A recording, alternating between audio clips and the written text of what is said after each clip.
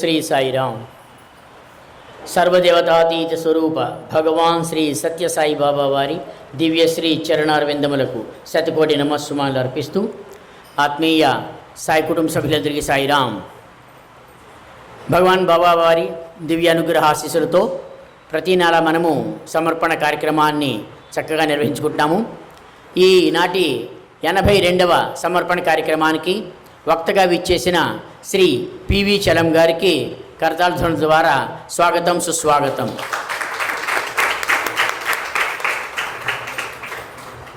ఈనాటి కార్యక్రమాన్ని జ్యోతి ప్రజ్వలనతోటి మనము ప్రారంభించుకుందాం. జ్యోతి ప్రజ్వలన చేయవలసిందిగా శ్రీ పివి చలం గారు, శ్రీ జి భాస్కర్రావు గారు, శ్రీ వి సత్యనారాయణ గారు, కోటేశ్వరరావు గారు, ఎం శశాంక్ గారు ముందుకు రావాల్సిందిగా ప్రార్థిస్తున్నాను.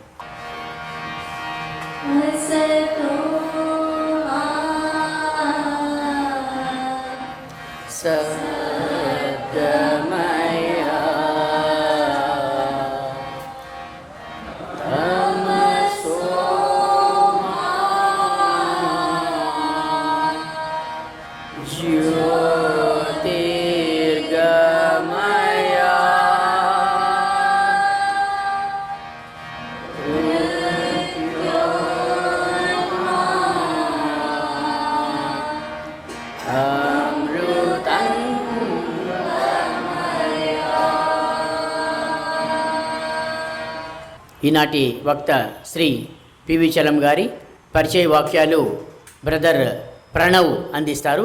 సాయిరాం ప్రణవ్. ఓం శ్రీ సాయిరామ్. భగవాన్ శ్రీ సత్యసాయి బాబా వారి దివ్య చరణారవిందములకు నమస్కరిస్తూ సాయి కుటుంబ సభ్యులందరికీ, నేటి వక్త శ్రీ పివి చలం గారికి సాయిరామ్. పివి చలం గారికి చిన్నప్పటి నుండే నాటకాలంటే చాలా ఇష్టం. ఆ ఇష్టంతోనే 15 ఏళ్ల వయసులోనే నాటకాల్లో నటించడం మొదలుపెట్టారు. డిగ్రీ చదివే రోజుల్లో 3 సంవత్సరాలు యూనివర్సిటీ స్థాయిలో జరిగే ఇంటర్ కాలేజ్ డ్రామా కాంపిటీషన్స్లో ఉత్తమ నటుడిగా బెస్ట్ యాక్టర్ అవార్డును బహుమతిగా పొందారు. ఆంధ్ర విశ్వవిద్యాలయంలో 2 సంవత్సరాల పాటు డిప్లొమా ఇన్ యాక్టింగ్ కోర్సును కూడా చేశారు. 1966లో ఎల్ఐసిలో ఉద్యోగంగా మొదలయ్యి 2000 సంవత్సరంలో రిటైర్ అయ్యే వరకు, అంటే మొత్తం 34 సంవత్సరాల వరకు 150కు పైగా డ్రామాలను నటిస్తూ దర్శకత్వం వహిస్తూ రవీంద్ర భారతిలో ఎన్నో ప్రదర్శనలను అందించారు. దూరదర్శన్ హైదరాబాద్ కేంద్రం ప్రారంభమైన తర్వాత 50కి పైగా సింగిల్ ఎపిసోడ్స్, 2 సీరియల్స్, ఒక టెలిఫిలిం, వీటన్నిటికీ రచయితగా దర్శకుడిగా పనిచేసి అప్పటి ఉమ్మడి ఆంధ్రప్రదేశ్ రాష్ట్రం నుండి 6 నంది అవార్డులను కూడా వీరు అందుకున్నారు. 1998లో వీరు మొదటిసారి మన స్వామివారికి చేరువయ్యారు. అప్పటి నుండి స్వామి వద్ద ఒక నాటకం దర్శకత్వం చేయాలని, స్వామికి అది సమర్పించాలని ఎంతో తహతలాడుతూ ఉండేవారు. దానికి స్వామి ఆన్సర్ చేస్తూ 2009లో రంగారెడ్డి జిల్లా యొక్క తొలి పర్తియాత్ర సందర్భంగా స్వామివారు రచించిన రాధాభక్తి అను నాటకాన్ని వీరు స్వామివారికి అక్కడ ప్రదర్శింపజేయడం జరిగింది. స్వామివారు ఆ నాటకాన్ని స్టార్ట్ నుండి ఎండ్ వరకు పూర్తిగా చూసి వీరికి ఒక బంగారు బ్రేస్లెట్ని కూడా సృష్టించి వారికి అందజేశారు.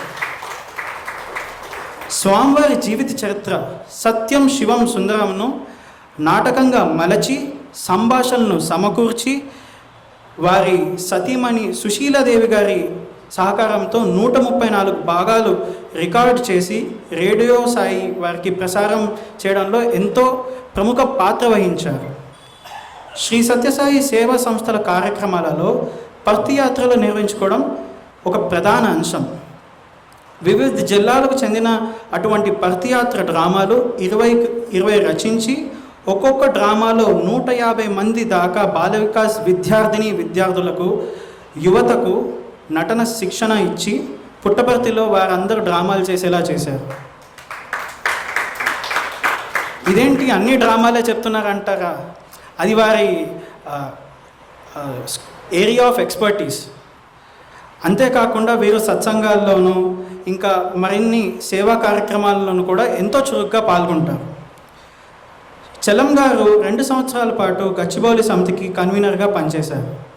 స్వామివారు చెప్పిన చిన్న కథలు 50కి పైగా బాల వికాస్ పిల్లల ప్రదర్శనకు నాటకాలుగా మలిచి రేడియో సాయి వారికి వివిధ సందర్భాల్లో దానికి అనుగుణంగా 30కి పైగా నాటకాలు రాసి వాటిని ఆడియో వీడియో ప్రోగ్రామ్స్ కింద వీరు చేయించారు.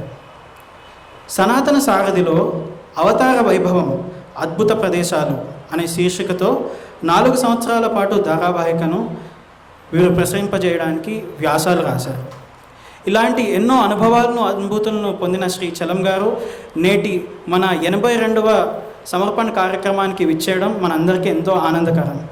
వారు మనందరికీ వారి అనుభవాలను అనుభూతులను స్వామివారితో వారికి ఉన్న ప్రేమను మనందరితో పంచుకుంటారని కోరుకుంటూ శ్రీ పివి చలం గారు. సాయిరామ్. ఓం శ్రీ సాయిరామ్. సర్వదేవతాతీత స్వరూపులైన భగవాన్ శ్రీ సత్యసాయిబాబా వారి దివ్య చరణ అరవిందములు శతకోటి నమస్కారాలు సమర్పిస్తూ ఇక్కడ విచ్చేసినటువంటి సాయి సోదర సోదరిమణులందరికీ కూడా సాయిరామ్ చెప్పుకుంటున్నాను. నేను ఇక్కడ సత్సంగంలో ముఖ్యంగా సమర్పణలో మాట్లాడాలంటే కొంచెం భయం. ఎందుకంటే ఇప్పటికీ మీరు 81 మంది మహాభక్తుల స్పీచెస్ విని స్వామివారి అవతార వైభవాన్ని డైజెస్ట్ చేసేసుకుని అందులో ఓలాడుతున్నవారు.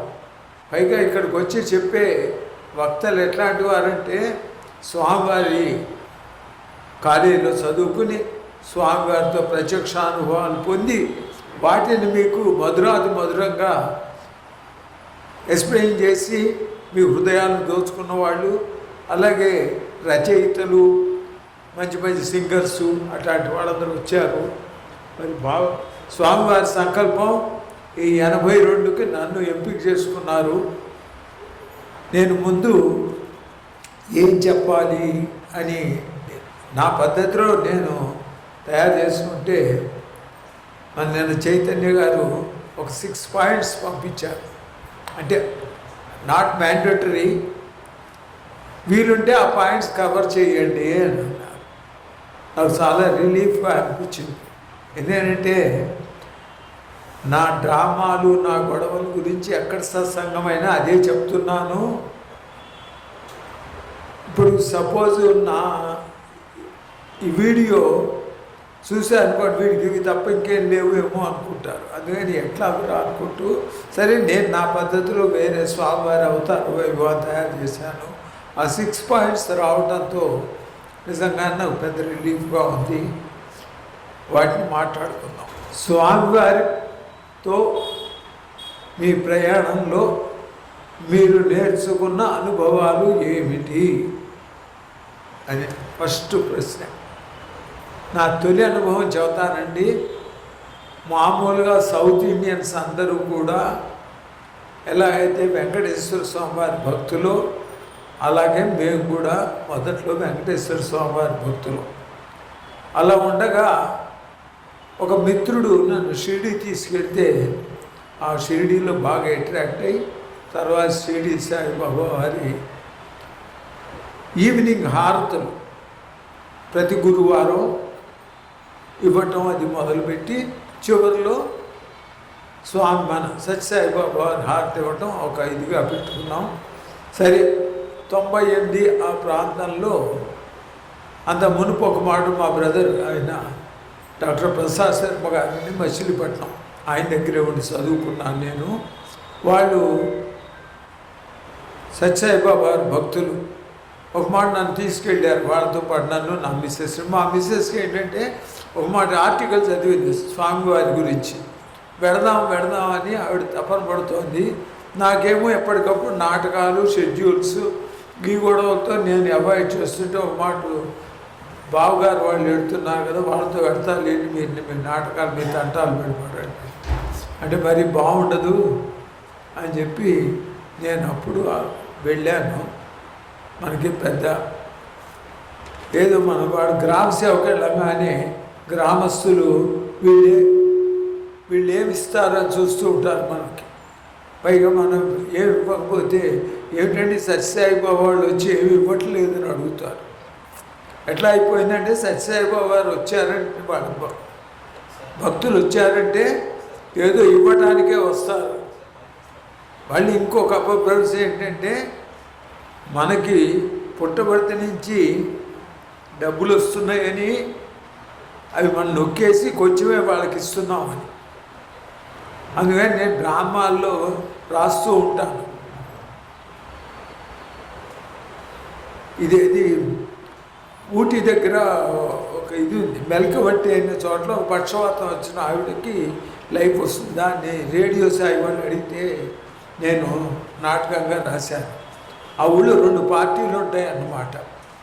వెళ్ళంగానే ఆ ఊళ్ళో మొట్టమొదట వీధికి ఇటువైపు ఒక పార్టీ, అటువైపు ఒక పార్టీ. అయితే ఈ పార్టీ వాళ్ళతో మాట్లాడితే ఆ పార్టీ వాళ్ళు ఊరుకోరు. అక్కడ వాళ్ళు అడుగుతారు మీరు ఏ పార్టీ అని. ఒక పార్టీలు లేవండి. పార్టీ లేకుండా నువ్వే మనిషివయ్యా, మనిషి అన్నాక పార్టీ ఉండాలి. అయితే పోటీ దేవుడు పార్టీ అనుకోండి. మీకు ఫండ్స్ స్టేట్ గవర్నమెంట్ నుంచి వస్తాయా, సెంట్రల్ గవర్నమెంట్ నుంచి వస్తాయా? ఎక్కడి నుంచి రావండి. ఇది ఎక్కడ కూడా నువ్వేదో దాస్తున్నావు, అసలు ఫండ్స్ రాకుండా ఎలా ఉంటాయి అంటే, లేదండి మేమే ఖర్చులు వేసుకుంటే. అప్పుడు వాడు చెప్తాడు, ఓహో శేషమురు భాగవతమా మీది అన్నాడు. అట్లాగా మన మీద ఒక రకమైన ఇది వచ్చింది. అట్లాగా స్వామి దగ్గరికి వెళ్ళాం, పిలుస్తారు ఇంటర్వ్యూ పిలుస్తారన్నా ఏం అవ్వలేదు. ఇది ఇలా ఉండగా స్వామివారి అనుగ్రహం నా మీద వర్షించడం మొదలుపెట్టింది అన్నమాట. బాటా శ్రీరామూర్తి గారు రాసినటువంటి సార్ బీడిఎల్ సత్యనారాయణ గారా రాలేదు, బాటా శ్రీరామూర్తి గారు ఒక బుక్ రాశారండి, బాబా జీవితమే జగతికి సందేశం. అది ఏం చేయాలంటే, నేను ఒక ఫ్రెండ్ ఇంటికి వెళ్ళాను, ఆ పుస్తకం చూశాను. ఆయన కాఫీ తీసుకురావడం లోపలికి వెళ్ళే లోపల నేను 10 పేజీలు చదివాను. నాకు డ్రామా తప్ప ఇంకేం కనపడదు. అబ్బో ఎంత డ్రామా ఉంది, ఈయన గురించి ఒక సీరియల్ తీయాలి. నాకు ప్రోటోకాల్ తెలియదు, ఆయన దేవుడని తెలియదు, ఏం తెలియదు. వెంబడే ఒక ఉత్తరం రాశాను, స్వామి మీ జీవిత చరిత్రను సీరియల్గా తీయాలనుకుంటున్నాను, మీ పాత్రగా ఉన్న పెట్టమంటారు డైరెక్ట్ అని చెప్పాను. చెప్పి సరే మా బ్రదర్ చెప్పా కదా డాక్టర్ ప్రసాద్ శర్మ, ఆయన ఫోన్ చేశారట, స్వామి వైట్ ఫీల్డ్లో ఉన్నారు అక్కడికి వెళ్దాం. అయితే ఒక పని చేయరా, కొమరేరు కృష్ణమోహన్ రావు గారు వైట్ ఫీల్డ్స్లోనే ఉన్నారు, ఆయన స్వామికి చాలా క్లోజ్గా ఉంటారు, తప్పకుండా నిన్ను తీసుకెళ్ళి స్వామివారి పరిచయం చేయటం కానీ మొదటి లైన్లో కూర్చోబెట్టడం కానీ చేస్తారు అంటే. సరే వైట్ ఫీల్డ్స్కి వెళ్ళాం. నాతో పాటు మా చిన్నల్లుడు, చిన్నమ్మాయి, మా ఆవిడ, మా అనవరాలు అందరం వెళ్ళాము. సరే వెళ్ళి ఆయన కలిసాం. నేను ప్రసాద్ శర్మ గారి బ్రదర్ని అండి. శని ఆదివారాలు వచ్చి అక్కడ కూర్చోబెట్టి ఇక్కడ కూర్చోబెట్టి అంటే ఎట్లా కుదురుతుంది అయ్యా, ఈ 2 రోజులు నన్ను వాడకు, మండే నాడు కూర్చోబెడతాలే మొదటి లైన్లో అన్నాడు. సరే అనుకున్నా, వెళ్ళాము. అక్కడ మనకు వేరే పనే ఉంటుందండి. సరే మామూలుగా లైన్లో వెళ్ళి కూర్చున్నాం. నాకు సెంటర్లో వచ్చి వైట్ ఫీల్డ్స్లో తెలుసు కదా, మా అల్లుడు అంటారు మీరెవరు లెటర్ ఇద్దాం అనుకొచ్చారు, మీకు సెంటర్లో వచ్చింది, స్వామి మీకు యాక్సెస్ ఉండదు ఎట్లాగో అంటే, మనకి ఆయన దేవుడైన అప్పటికి నమ్మకం లేదు కదా, తీసుకోపోతే ఆయన సీరియల్ కదా నేను తీసేది, యాటిట్యూడ్ చెబుతున్నా అనుకున్నాము. వెళ్ళాము. వెళ్ళేప్పుడు స్వామి వచ్చారు, స్వామివారు వచ్చారు. వస్తున్నాగా నేను ఇట్లా లెటర్ పైకి ఎత్తాను. అది ఎక్కడో అట్లాంటి చోట్ల కూర్చొని ఇక్కడ చూశారు. టైం కలిసి వచ్చేప్పుడు ఎట్లా ఉంటుందంటే, మనం మామూలుగా మనవాడికి అసలు జరగమంటే జరగరు. నేను ఇలా నెట్టుకుంటూ ముందుకు పోయినాను. ముందుకు పోయి ఎప్పుడు స్వామి లెటర్ తీసుకున్నారు. తీసుకోపోయే ముందు ఫస్ట్ లైన్లో ఎవరో అడిగారో లేకపోతే ఆయన అంతగా ఆయన సంకల్పించుకున్నారో ఒకళ్ళకి విభూతిలు ఆయన ఇస్తూ నా మీద ఇలా విసిరారు. విసిరేపటికి ఇదంతా పడింది. లెటర్ తీసుకున్నాను, అయిపోయింది.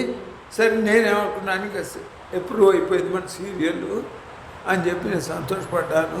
ఆవిడ అది ఫస్ట్ డే శనివారం ఆదివారం మామూలుగా వెళ్ళి చూసాం, వచ్చేసాం.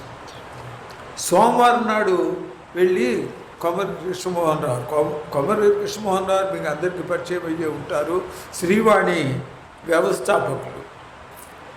సరే పెడితే రావయ్యా, నేను ఫస్ట్ లైన్లో కూర్చోబెట్టా.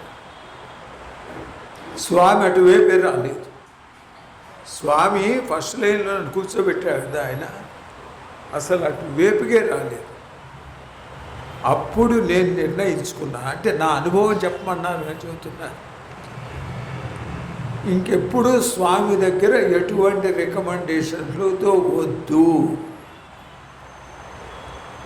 ఆయన ఎవరి రికమెండేషన్ లేకుండా ఆర్తితో కూర్చుంటే లెటర్ తీసుకుని విభూతి నా మీద విసిరారు.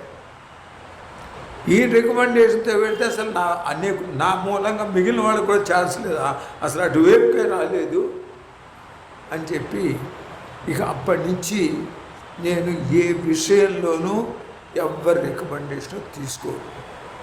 స్వామికి విన్నవించుకుంటాం. నేను స్క్రిప్ట్ రాయంగానే ఆయన తెలియదని కాదు, మన సాటిస్ఫై తీసుకెళ్ళి వాళ్ళ పాదాల ముందు పెడతా. వస్తూ ఉంటారు పతియాత్రలు వాళ్ళు 5, 6 వినిపిస్తా. వాళ్ళు నచ్చిన వాళ్ళు తీసుకుంటారు, లేకపోతే లేదు. ఇది ఇలా ఉండగా ఇంకొక ఇన్సిడెంట్ అలాగే రికమెండేషన్ కూడదు అని చెప్పడానికి ఒక 4 years బ్యాక్ సర్వమత సమన్వయి శ్రీ సత్యసాయి అని ఒక ఆర్టికల్ రాశారు. నా ఉద్దేశం ఏంటంటే స్వామివారి బర్త్డే నాడు ఏదన్నా డైలీ పేపర్లో వస్తే నా పేరు గురించి కాదండి, స్వామివారి అవతార వైభవం చేరాల్సినంత చేరట్లేదు. అందుకని ఒకటి డైలీ పేపర్లో ఆయన సర్వమత సమన్వయి అని చెప్తే నా వంతు కర్తవ్యంగా నేను నిర్వర్తించిన వాడిని అవుతాను అని. ఓ ఫ్రెండ్ వచ్చాడు, ఎవరికి పంపిస్తామనుకుంటున్నారు, ఆంధ్రజ్యోతికి పంపిస్తాను. చూడరండి, వాళ్ళకి లాగా ఆర్టికల్స్ వస్తాయి, అని మిమ్మల్ని ఎవరన్నా తెలిస్తే చెప్పండి. తెలిస్తే నాకెవరు తెలియకపోతే ఎందుకు అనవసరం, అదేం పని చేయదు అన్నాడు. అంటూ ఆయన ఏమన్నా అంటే, మీ పెద్దలుడు గారు అన్నగారు ఈనాడులో మంచి పొజిషన్లో ఉన్నారు కదా, ఆయనకి ఇచ్చేసేయండి, ఆయన ఏం చేస్తాడు. నేను వేయించాను, ఇవ్వను. వెళ్ళి ఆయనకి ఇచ్చానంటే అడిగినట్టే కదా, రికమెండ్ చేయించుకున్నట్టే కదా. నేను ఇవ్వలేదు, పెట్టెలో పెట్టేశాను. నాకు కట్టు ఉంటాయి, రాసి పెట్టుకున్నాను. మొన్న 100th బర్త్డే ముందు సనాసాది ఎడిటర్ గారు ఫోన్ చేసి, స్వామివారికి స్పెషల్ ఇష్యూ తీస్తున్నామండి, మీరు ఏమన్నా ఆర్టికల్ ఇస్తారా? సరే, అప్పుడు ఈ పతియాత్రల హడావిళ్ళు అప్పటికప్పుడు ఆర్టికల్ రాయాలి అంటే ఇది లేదు కదా, ఏది ఉంది కదా అని పంపించాను. అది స్వామివారి స్పెషల్ ఇష్యూలో 100th డేకి స్పెషల్గా తీశాను. దాని పేరు కూడా చెబుతా, శతవసంత సౌరభం అవతార వైభవం అని చెప్పి స్పెషల్ మ్యాగజైన్ తీశాను.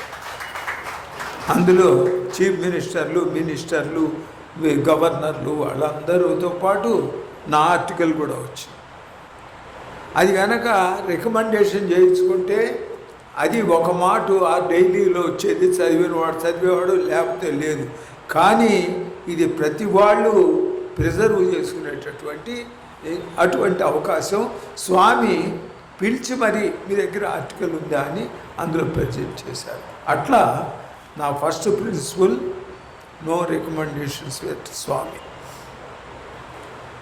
రెండోది వాళ్ళు అడిగింది ఏంటంటే అండి,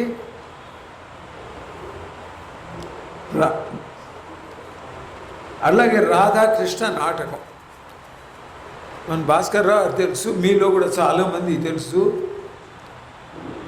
సత్యనారాయణ గారు అని, సార్ ఇటు రండి, BDL బీడిఎల్ సత్యనారాయణని టీవీ నటుడు మా రూమ్లో నటిస్తూ ఉంటారు, కూర్చోండి. మన రంగా డిస్ట్రిక్ట్ ప్రెసిడెంట్ సత్యనారాయణ గారు తెలుసు కదా, చాలామంది తెలుసు. ఆయన పత్తి యాత్ర అంటే పడదు. అదేంటి సార్ అంటే, పత్తి యాత్ర అంటే 2000 మంది 3000 మంది వస్తారు, పత్తి సర్వీసెస్ కంటే 3 కూడా రారు, ఎందుకు వచ్చిన పత్తి యాత్రలు అయ్యా అనేవాడు. అట్లాంటి వాడు ఉన్నట్టుండి ఒక రోజున నేను అప్పటికి ఏమనుకున్నా అంటే, బయట 150 డ్రామాలు ఆడాను, తర్వాత 6 సార్లు నంది అవార్డు తీసుకున్నాను, స్వామివారి దగ్గర ఒక డ్రామా ఆడలేకపోతే తపన పడ్డా. నేను ఈ లెటర్ ఇచ్చేది అయ్యేసరికి అరౌండ్ 2000 అనుకోండి, నేను రిటైర్ అయింది. ఎన్ని మాట్లాడుతున్నాం. అసతోమ సద్గమయ అని ఒక డ్రామా రాశా. స్వామి అవతరించిన సమయంలో కలి ప్రభావం ఏమిటి అని, అది అంజనీ గారికి విపరీతంగా నచ్చేసింది. నచ్చేసి మీరు ఎవరన్నా వచ్చారో లేదో విద్యా విహార్లో సేవాదళ కోఆర్డినేటర్స్ సేవాదళ మీటింగ్ ఒకటి పెట్టారు, ఒక I think 10 years back, 10-15 years back. అయితే ఇలా నెగటివ్ పాయింట్స్ చేత స్వామి వైభవం చెప్పిస్తున్నాం, బాగుంది పద అని చెప్పి ఆడించారు. పుట్టబడితే తీసుకురమ్మన్నారు, తీసుకెళ్ళాము. రోజు వేషాలు వేసి కూర్చోబెట్టేవాళ్ళం. కానీ స్వామి అప్పట్లో స్వామి వాళ్ళని వేయమంటే వేయటం తెలియదు. అట్లాంటి సత్యనారాయణ గారు 2009లో మనం పత్తి యాత్రకు వెళదామయ్యా అని, నువ్వు ఇన్ఛార్జ్ అని అన్నప్పుడు ఇంకా మనం బాధ్యత మందే స్క్రిప్టు అంతా చూసుకోవచ్చు అని నేను ఆనందపడుతున్నాను. ఇంతలోకి ఆయనకి ఇంత మటుకు తెలంగాణ పత్తి యాత్ర చేయలేదు కదా, ఎందుకైనా మంచిదని రంగనాథరాజు గారిని పిలిచారు. రంగనాథరాజు గారు అప్పటికే సీనియర్, స్వామివారి స్టూడెంటు, అప్పటికే డ్రామాలు ఆడుతున్నాడు. సరే మన అప్పుడు రామన్న గారు అడిగారు ఒక మాట, మరి రంగనాథరాజు గారు వచ్చారు కదా, మీ పరిస్థితి ఏంటి? ప్రొడక్షన్ మేనేజర్, ఆయన యాక్టర్లు కావాలంటే తీసుకెళ్తాం, మ్యూజిక్ డైరెక్టర్ కావాలంటే తీసుకెళ్తాం, అట్లా అనుకున్నాం. సరే నడుస్తుంది, బండి నడుస్తుంది. ఒకరోజు కరుణాకర్ గారిని రంగనాథరాజు గారికి కుడికుసంలో ఉంటారు, మన వాళ్ళు కొంతమంది తెలుసుండొచ్చు, అసలు మీ బ్యాక్గ్రౌండ్ ఏంటంటే అన్నాడు. అమ్మ మనం చెప్పుకుంటానికి ఇన్నాడు ఛాన్స్ దొరకలేదు అని చిట్టా విప్పా. చిట్టా విప్పితే ఊరిని ఇంత ఎక్స్పీరియన్స్ ఉంది, మీరు ఇదేంటి సార్ ఇట్లా ఉన్నటువంటి, అయితే ఇది రికార్డింగ్ చేయిస్తారా, మీరే వాయిస్ ఓవర్లు అంటే చేయిస్తానండి. అది అట్లా వచ్చి స్వామివారి సంకల్పం ఏంటంటే, దేవుడు ఉన్నాడు అని ఒక డ్రామా నేను రాశా, అది సెలెక్ట్ చేశారు రంగారెడ్డి ఫస్ట్ పత్తి యాత్రకి. ఇంతలోకి స్వామివారి దగ్గర నుంచి వారి స్టూడెంట్ సర్కిల్లో నుంచి ఒక ప్రపోజల్ వచ్చింది. స్వామివారు వేద పాఠశాల విద్యార్థుల చేత రాధాభక్తి అనే డ్రామా వేయించారు కదా, స్వామివారు స్వయంగా రాసి దర్శకత్వం సంగీతం అన్నీ వారే, అది ఎందుకు ఎవరు వేయటం లేదు అని ఒక వార్త ఎట్లా వచ్చింది. అప్పుడు రంగనాథరాజు గారు నాకు ఫోన్ చేసి, సార్ మీ డ్రామా బదులు ఈ డ్రామా వేయాలి. నాకు భయం వేసింది, ఎందుకంటే స్వామివారు రాసి దర్శకత్వం వహించిన డ్రామా మనం దర్శకత్వం వహిస్తే మానవ మాత్రం అయితే నచ్చదు ఇంకోడికి, నేను చేసిన డ్రామానే గొప్ప అని అనుకుని, సరే 9 years నుంచి స్ట్రగుల్ అవుతున్నాం స్వామివారి ముందు ఒక డ్రామా ప్రజెంట్ చేయాలని ఒప్పేసుకున్నాం. ఇప్పుడు ఇదేం చేయాలి, దేవుడు ఉన్నాడు, అది మెదక్ వాళ్ళకి ఇచ్చారు. పటాన్ చెరువులో రిహార్సల్స్ అప్పుడు నేను చెప్పాను, ఇది హెవీ డ్రామా అండి రాధాభక్తి, అందుకని అక్కడ ఎవరినన్నా పెట్టండి అంటే రంగనాథరాజు గారు, దల్లాస్ ప్రకాష్ గారు అని ఆయనకు అప్పచెప్పారు. అయిపోయిన తర్వాత డ్రామా ఎలా అంటే, ఈ ఆదివారం పటంచెరు వాళ్ళ డ్రామా, వచ్చే ఆదివారం రంగారెడ్డి వాళ్ళ డ్రామా. అదేమో నేను రాసింది, ఇదేమో నేను డైరెక్ట్ చేస్తున్నా, స్వామివారు రాసింది. రంగనాథరాజు గారు మీరు స్వామివారి దగ్గర ఎప్పటి నుంచో డ్రామా ఆడి వారి దగ్గరికి వెళ్ళాలనుకుంటున్నారు కదా, మీరు రండి అంకుల్ అన్నాడు. నేను రాను, 150 మంది పిల్లల్ని, 6 డ్యాన్సులు, ఈ మూమెంట్స్, ఇది ఫైనల్ ఆదివారం. ఈ ఆదివారం వదిలేస్తే నెక్స్ట్ ఆదివారం పెర్ఫార్మెన్స్. ఇవాళ నేను రాను, అందుకని మీరు వెళ్ళిపోండి సార్, నెక్స్ట్ వీక్ ఎటు నేను అయిపోయింది. అక్కడ డ్రామా. అందులో చిన్న విషయం చెప్తాను. ఒక క్యారెక్టర్ ఉంది, దేవుడు లేడు దేవానంద్. దేవుడు లేడు దేవానంద్ అని క్యారెక్టర్ పేరు. అందరూ అడిగారు, దేవుడు లేడు దేవానంద్ ఏంటండి, దేవుడు లేడు దేవానంద్ ఏంటండి, బాగాలేదు, మార్చండి అన్నారు. నేను అన్నాను, మార్చనండి, నాకు నచ్చింది ఆ క్యారెక్టర్ అంటే. కరుణాకర్ గారు సపోర్ట్ చేశారు. ఆ రోజున ముందు వారం రోజున అది ప్రజెంట్ చేసినప్పుడు స్వామివారు ఆ దేవుళ్ళే దేవానంద వేషం అని పిలిచి అతనికి ఇది గొలుసు సృష్టించి మెడలో వేశారు. తర్వాత డ్రామా అయిపోయింది. స్వామి రంగనాథరాజు గారితో స్క్రిప్ట్ బాగుంది అన్నారు.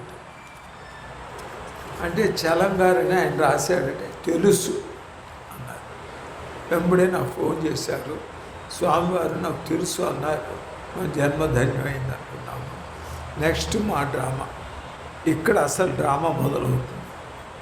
నాకేం చెప్పాడంటే, నా ఫస్ట్ టైం ఎక్స్పీరియన్స్ లేదు కదా, స్వామివారు రాగానే మీరు వెళ్ళి పుష్పం ఇచ్చి స్వామివారి పాద నమస్కారం తీసుకుని ఈ డ్రామాను ఆశీర్వదించండి అని చెప్పాలి. ఇక్కడి నుంచి స్వామివారు నన్ను టెస్ట్ చేయటం మొదలుపెట్టారు. స్వామివారు వచ్చారు, వెళ్ళి కూర్చుని రంగనాథరాజు గారు వంక చూశారు. చూస్తే వెంబడే తను తర్వాత వేదం అనిల్ కుమార్ గారు ఉన్నారు, ఇక్కడ సిటీలోనే ఉంటారు, మీకు పరిచయం ఉండొచ్చు. అనిల్ కుమార్ గారు ఇద్దరు వెళ్ళారు. డ్రామా రెడీయా? Ready sir. ఆడండి. నేను వెళ్ళా, ఆయనకి వినవించుకోలేదు. డ్రామా మొదలైంది.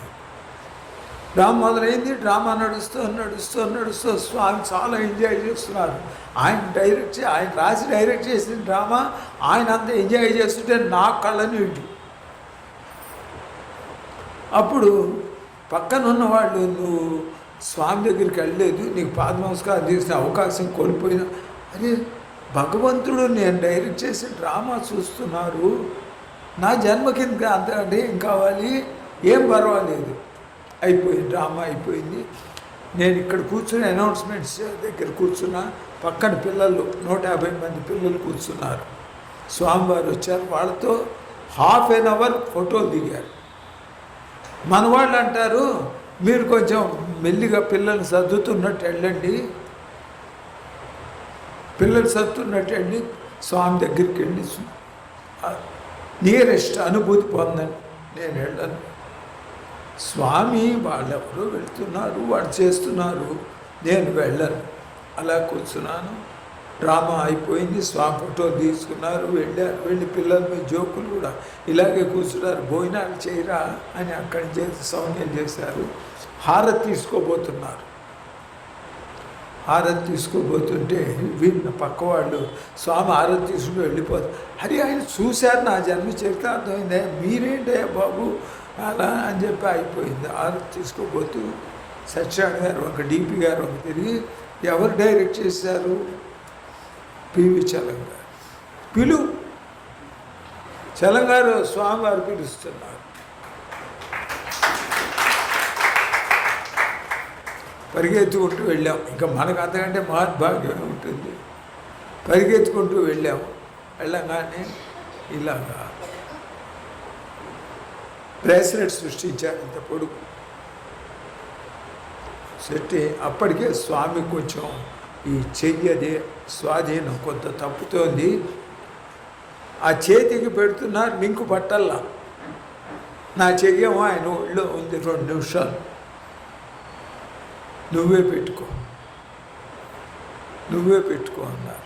ఈ లోపల స్టూడెంట్స్ ఉంటారు కదా, ఆ ఫోటోలో కూడా ఉంటుంది. ఆ కుర్రాడు వచ్చి పెట్టాడు, పాద నమస్కారం తీసుకొని వచ్చాను అన్నమాట. అప్పుడు నేను రెండో పాఠం ఏంటంటే, స్వామి దగ్గర అనవసరంగా ఆరాట పడకూడదు. ఆయన సర్వాంతర్యామి, సర్వహృద్వాసి, ఆయనకు అన్నీ తెలుసు అని చెప్పి, ఇంకా నేను ఏదైనా చెప్పదలుచుకుంటే స్వామికి మనం పర్సనల్గా విన్నవించుకోవటం, కానీ హైరాణపడి అట్లా చేసుకోవాలి. అంటే అనుభవాలు నేర్చుకున్న పాఠాలు, కొన్ని ప్రిన్సిపల్. తర్వాత అప్పుడు దాకా నేను వీటి గురించి వాటి గురించి అక్కడ డ్రామాలు ఆడాలని తప్పన పడుతున్నా కదా. ఇది అయిన కొద్ది రోజులకి ఊటీ నుంచి ఫోన్ చేశారు. వాళ్ళకేం కోరిక కలిగిందంటే, స్వామివారు మాట్లాడే భాషలో మేము డ్రామా ఆడాలి, తెలుగులో. ఎవడు దొరుకుతాడో, వాళ్ళేమో టెమిల్ అంటే ఎవడో నా పేరు చెప్పాడు. నేను ఎక్కడ పోతాను అక్కడికి, ఆ ఊటీ పోయి అసలు నాకు చలి పడదు, నేను పోనా, విమానం టికెట్ కొని ఇస్తామండి, మీరు ఏమైనా సరే రావాలి, ఈ ఏడాది చలి లేదు అని చెప్పి మొత్తం టెంప్ట్ చేస్తే, అప్పటికి కొంచెం రుచి మరిగి ఉన్నాం కదా, స్వామివారి కార్యక్రమం కదా, ఒప్పుకుంటే తీసుకెళ్ళి అక్కడ ఒక మంచి రైటర్ ఉన్నాడు. మన పురాతన కాలం పౌరాణిక డ్రామాలకి మళ్ళీ ఆయన 8 గంటలు డ్రామా రాస్తాడు. మీకు తెలుసు కదా, పాండవోద్యోగ విజయాలు, శ్రీకృష్ణ తులాభారం, అవి రాత్రి 8 వస్తే తెల్లారుజామున 5, ఒకప్పుడు 6 కూడా 7 వర్షం మొదలు కొడితే వస్తారు కదా మనవాళ్ళు. పైగా 1వ కృష్ణుడు వాడు వెళ్ళిపోతాడు, మళ్ళీ 2వ కృష్ణుడు, 3వ కృష్ణుడు. ఆయన ఇంటో దించాడు. ఆయన వీడెవడరా, మాకెవరికి కెపాసిటీ లేనట్టు ఈ హైదరాబాద్ నుంచి వీడిని ఎవరినో పట్టుకొచ్చారు, ఆయన పెడితే నేను తిండి తినాలి, ఆయన నా ఒక్క కొరకొర చూస్తున్నాడు. సరే స్వామి టెస్ట్ కానీ అని మెల్లిగా చెప్తే వాళ్ళు ఏం చేస్తారంటే, వాళ్ళు పల్లెటూరు వాళ్ళు, ఈ మూమెంట్స్ అవి తెలియవు. అందులో పైగా జానపద టైపు. విఘ్నేశ్వరుడు వస్తున్నాడు, అరే గణపతి దేవుడు వచ్చాడు అని ఏదో అరుస్తాడు. నేను ఒకరోజు ఆయనతో సెలవు తీసుకుని, సార్ గణపతి దేవుడు వచ్చాడు అని ఇట్లాగా స్వాగతం చెప్పచ్చు కదా, ఇట్ట ఊగే బదులు అంటే నేను కన్విన్స్ అయినాడు. కన్విన్స్ అయిన తర్వాత ఒకే చోట నుంచి డైలాగ్ చెబుతున్నారేంటి సార్, అసలు మూమెంట్ చేయండి, వీటితో డిఫర్ అవుతున్నాడు కదా, అటు వెళ్ళండి, వాడితో డిఫర్ అవుతున్నాడు, ఇటు వెళ్తాడు, అంతా ఒకసారి నుంచుంటే ఇంపాక్ట్ ఉంటుంది, ఎట్టాగో మీరు చేసి చూపిస్తాడు అంటే చేసి చూపించాడు. ఆడు ఇదైపోయి, సార్ మీ దగ్గర చాలా నేర్చుకోవాలి అని చెప్పి నాకు శిష్యుడు అయిపోయినాడు. అప్పుడు నేను నేర్చుకున్న 3వ పాఠం ఏంటంటే, స్వామి ప్రవచించే సర్వమానవ సోదర భావం. వాడు నాకు కాంపిటీషను, వాడి డ్రామా ఇది అని నేను అనుకోలేదు. అతను సోదరుడు. పైగా ఒకటండి, ఆ ఊటీ వాళ్ళు మళ్ళీ ఎప్పుడు పెడతాం మనం, వెళ్ళినప్పుడు వాడితో తగదా ఎందుకు అంటే, వాళ్ళు ఎంత కన్విన్స్ అయినారంటే, మహావీర్ నిష్క్రమణకు ముందు సత్యహరిశ్చంద్ర డ్రామా ఆడాలని చెప్పి ఇప్పుడు ఏం చేశారంటే, సతీ సావిత్రి సగం మేము తమిళ్లో ఆడతాం ఫోక్ టైపు, సగం తెలుగు అన్నారు. అప్పుడు నేనేం చేశానంటే, యమధర్మరాజు వచ్చేదాకా ఫోక్, యమధర్మరాజు వచ్చేదా తెలుగు. వాడు రుచి మరిగి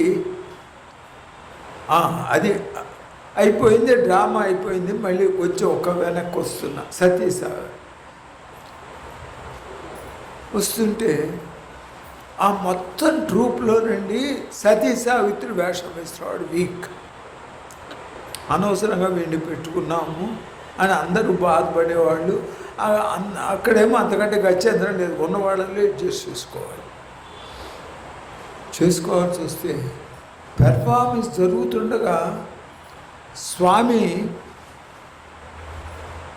సతీ సావిత్రి వేషం వేసిన వాడిని పిలిచి, పెద్ద హారం అండి, ఇంత ఉంది, చంద్రహారం అంటారే ఆ టైపుది అతను మెడలో వేశారు. మేమందరం స్టన్ అయిపోయినాం. ఇదేంట్రా అసలు వాడి నటనది లేదు, నువ్వు చూడటం తెలియదు అయిపోయింది. అది అలా ఉండగా మేము మళ్ళీ డ్రామా అయిపోయిన తర్వాత కలిస్తే స్వామి చెప్పారు, ఇట్ టచ్డ్ మై హార్ట్ అన్నారు. తర్వాత మేము ఎంక్వైరీ చేసాం, అసలు నటన రానివాడికి అంత చంద్రహారం ఇచ్చారేమిటి అంటే, అస్సలు రహస్యం ఏంటంటే అతని తల్లికి పక్షవాతం వచ్చింది. తండ్రి పెళ్ళాన్ని వదిలేసి వేరే పెళ్లి చేసుకుని వెళ్ళిపోయినాడు. అందరూ ఆ గ్రామంలోనే, బయటికి ఎక్కడికి పోలా, అదే ఆ ఊళ్ళోనే. అన్ఫార్చునేట్ థింగ్ ఏంటంటే ఆ తండ్రి కూడా మా డ్రామాలో వేషం వేశాడు. ఈ కుర్రాడు ఆ పక్షవాతం తల్లిని కంప్లీట్ రెస్పాన్సిబిలిటీ తీసుకుని అత్యంత ఆప్యాయంగా అన్ని సేవలు చేస్తూ నిమగ్నం అయి ఉంటాడట 24 గంటలు. That is the reward Swami has given. ఆ ఎప్రిసియేషన్ని ఆ చంద్రహారం రూపంలో ఇచ్చాడు. అప్పుడు మనం నేర్చుకోవాలి, నిస్వార్థ సేవతో కనుక మనం చేస్తే స్వామి మెచ్చుకుంటాడు. పైపై మెరుగులు కాదు, అంతరంగ సాయి ఆయన మెచ్చుకుంటాడు అని చెప్పి ఆ ద్వారానే తెలుసుకున్నాను అన్నమాట. తర్వాత వాళ్ళు Satyaharishchandra complete drama Telugu. Next year Naladamayanti complete Telugu అయిపోయింది. ఊటీలో కొండ మీద మీరు ఎవరైనా చూశారో లేదు తెలియదు, బ్రహ్మాండమైన బిల్డింగ్ కట్టారు. స్వామి అప్రూవ్ చేసింది. అసలు స్వామి గురించి ఒక హాలు, ఇంటర్వ్యూ రూము, స్వామి పియ్యకు ఒక రూము, అంత బ్రహ్మాండం కట్టారు. ఈ లోపల మహావినిష్కరణ జరిగింది. దాన్ని ఇనాగరేట్ చేశారు. ఇనాగరేషన్కి నన్ను నా వైఫ్ని స్పెషల్ గెస్ట్గా పిలిచారు. నన్ను నా వైఫ్ని అప్పుడు ఆల్ ఇండియా ప్రెసిడెంట్ గారు శ్రీనివాసన్ గారు అనుకుంటారు, ఆయన ఇనాగరేట్ చేసేది. మేము వెళ్ళాం. అసలు మొదటి నుంచి చివరి దాకా ఒక తెలుగు మాట వినపడితే ఒట్టు. వెల్కమ్ దగ్గర నుంచి చివరి దాకా ఇంగ్లీష్ కూడా తక్కువే, టెమిల్ టెమిల్ టెమిల్ చెప్తున్నారు. కానీ వాళ్ళ అభిమానం ఎక్కువ, కాస్త మనకి తక్కువ. సరే ఇలా అనుకుంటే ఆ మొత్తం ప్రోగ్రాంలో ఒకే ఒక్క తెలుగు డ్రామా హరిశ్చంద్ర ఆడారు. ఆల్ ఇండియా ప్రెసిడెంట్ పిలిచి అడిగాడు, బ్రహ్మాండంగా రాసావయ్యా, చాలా బాగుంది అని చెప్పాడు. అది వేరే విషయం. అట్లా వాళ్ళతో మన సహృద్భావ వాతావరణంలో మన కార్యక్రమాలు నిర్వహించటం వల్ల 3 పతియాత్రలు చేయగలిగా. అదే మొదటి రోజు నా రైటర్తో ఏదైనా క్లాష్ అయ్యి పోయా నీకే తెలుసు అన్న యాటిట్యూడ్ కనుక ఉన్నట్టయితే మళ్ళీ దగ్గర కూడా రానిచ్చేవాడు కాదు. సో స్వామి మనకి చెప్పేది సర్వసోదర సఖ్య బుద్ధి అనేది ప్రాక్టికల్గా నేను అనుభవించినటువంటి ఇది అన్నమాట. తర్వాత నాకు వచ్చిన 2 ఐటమ్ ఏంటంటే, నా అనుభవాలు చెప్పమన్నారు. ఇది నేను నేర్చుకున్న అనుభవాలు. తర్వాత ఈ ప్రపంచాన్ని సృష్టించి నడిపించడం, ఈ ప్రపంచాన్ని సృష్టించి నడిపించడం కాకుండా మనిషి జీవితంలో భగవంతుని పాత్ర ఏదైనా ఉంటుందా? ఆయన కేవలం సాక్షిభూతుడేనా? ఎట్లా అండి? ఆయన కాజా కూర్చునే కాడికి ఇంకెందుకండి? ఆయన కూర్చుంటే ప్రపంచం ఎట్లా నడుస్తుంది? డ్రైవర్ నిద్రపోతే ఏమవుతుందో భగవంతుడు సాక్షిభూతుడైతే అలాగే ఉంటుంది. అట్లా ఏముంటాడు? నా అనుభవం నేను రాసుకున్న చెబుతున్నా. శ్రీకృష్ణ పరమాత్మ భగవద్గీతలో ఏం చెప్పాడు? అనన్యాశ్చంత ఎంతో మాం ఏ జనా ప్రతిపాస్తే తేషాం నిత్యాభియుక్తానాం యోగక్షేమం వహామ్యహం అన్నాడు. అంటే నువ్వు అన్యధ్యాస లేకుండా నన్ను ప్రేమించరా, నన్ను ధ్యానించరా, నన్ను భగవంతుడిగా కొలవరా, నీ యోగక్షేమాలు నేను చూసుకుంటాను అన్నాడు. అంటే ఆయనే సాక్షిభూతుడుగా లేడు కదా. అదే మన బాబా వారు ఏం చెప్పారు, ఆయన సాక్షిభూతుడుగా లేడు. నువ్వు 1 అడుగు వేయి, నేను 20 అడుగులు వేసి వచ్చి ఆదుకుంటాను అన్నారు. 100 అడుగులు వేసి వచ్చి ఆదుకున్న సంఘటనలు కూడా ఉంటాయి. అంటే మానవ ప్రయత్నం లేకుండా దైవకృప లభించదు అంటానికి తార్కాణంగా. కనుక మానవ సాక్షిభూతుడిగా మాత్రం భగవంతుడు ఎప్పుడూ ఉండదు. ఇప్పుడు గజేంద్ర మోక్ష ఘట్టం తీసుకోండి.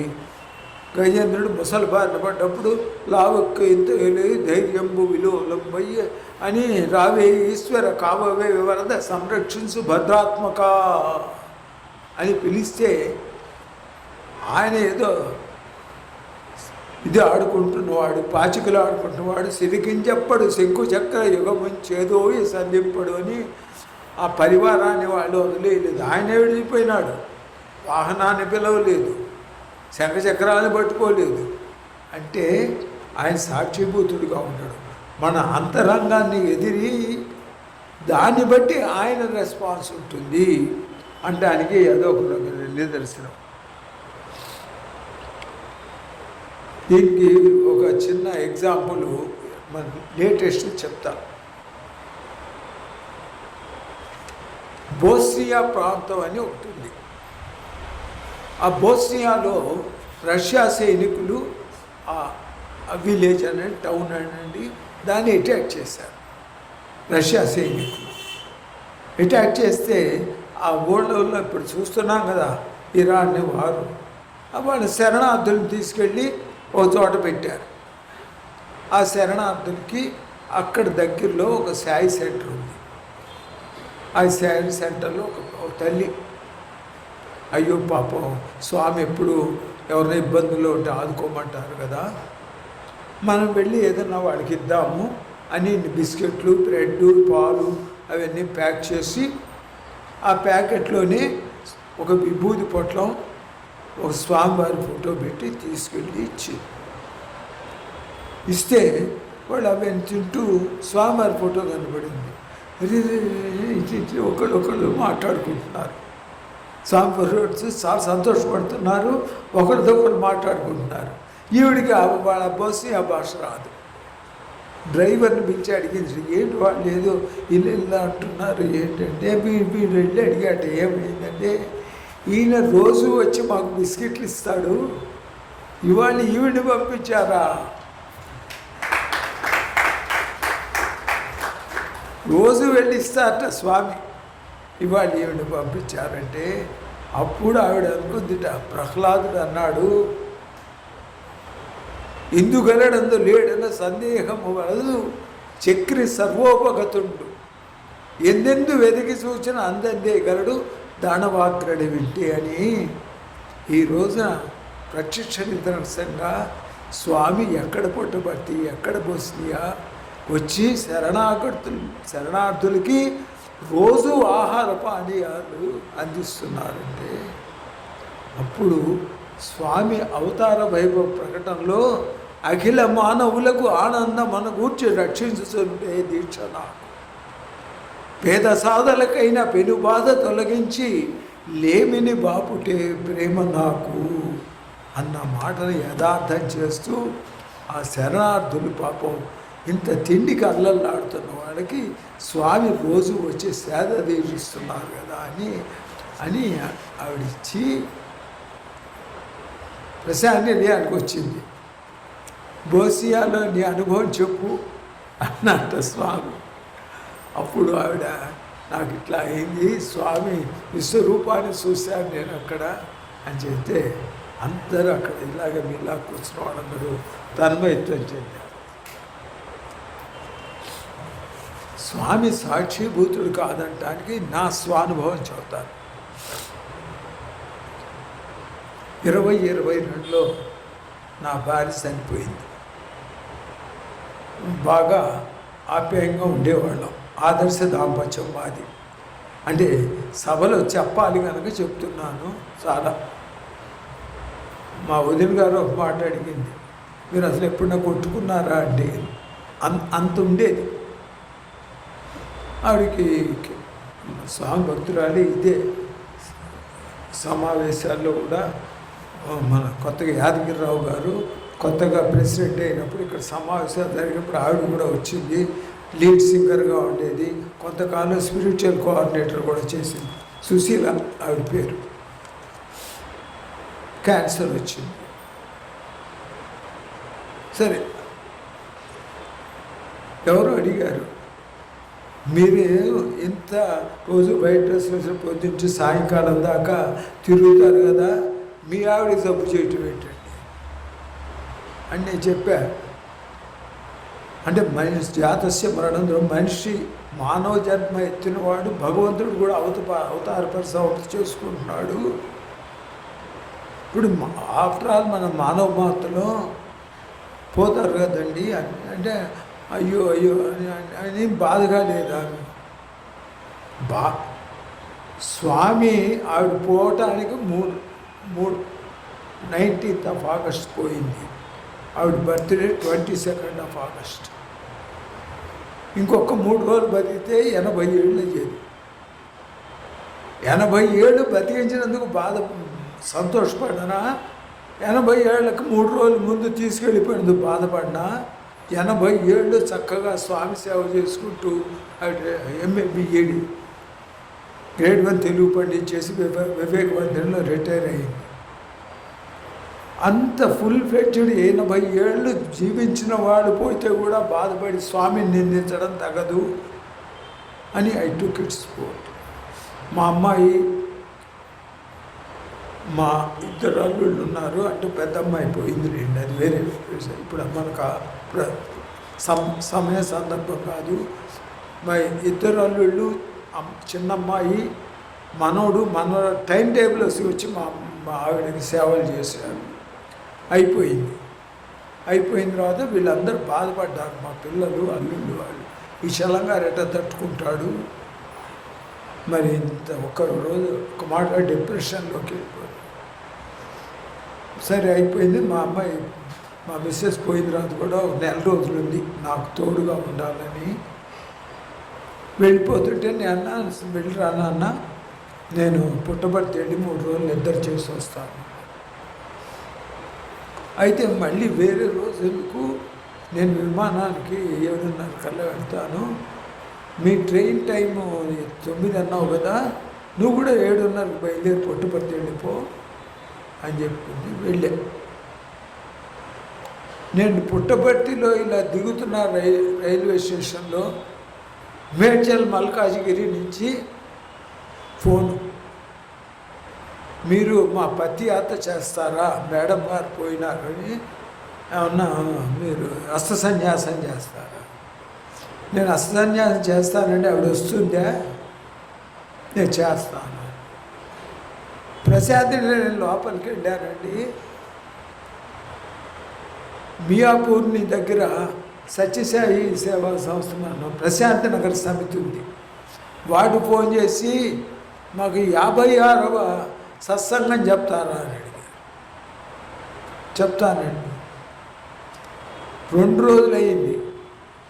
అయిపోయిన తర్వాత విద్యా విహార్ వాళ్ళు ఫోన్ చేసి గంగ గారు అడగమన్నారండి, మరి మేడం గారు ఇట్లా అయినారు కదా, మీరు ఏమన్నా ఒక డ్రామా మన నిగమాగమం డైమండ్ జూబ్లీకి